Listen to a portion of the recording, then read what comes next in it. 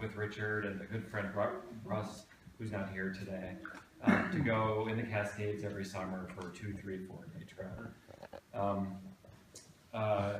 And it was, you know, as everyone has so beautifully said today, the kind of contours of Richard's personality were so open-minded, and to spend that extended time with him every summer, even though I didn't spend a lot of time with him in between these trips, was just really special to be both quiet with him and see his strength, to talk with him, to listen to him talking with others. And our friend Russ, who isn't here, did a little remembrance of a hiking trip that might provide a color to it, so I'm going to read that. So this is from Russ Dalton.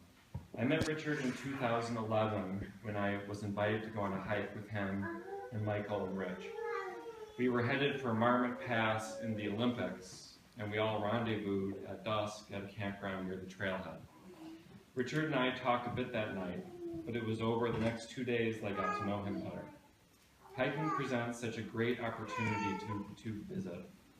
Richard and I quickly found the common ground, literally, the trails we had both walked, favorite mountain places, dreadful outings we remembered.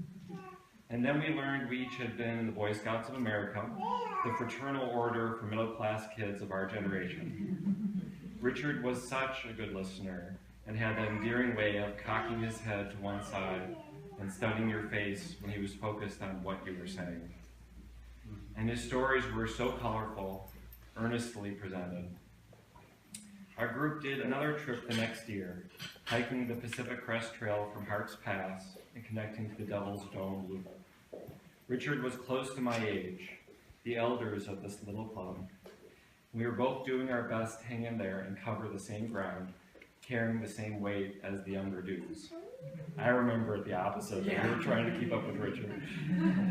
Next, near Holman Pass, Richard and I were in the lead, conversing, and then also silently competing with each other.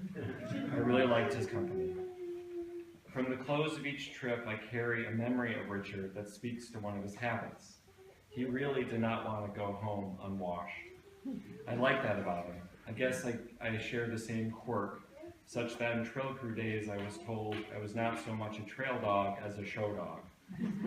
So at the trailheads I watched as Richard dumped his pack, found his towel, and led the charge to the nearest water, crawling through brush, flying down gravel hillsides, to then plunge in and emerge with that big satisfied grin that we all looking for.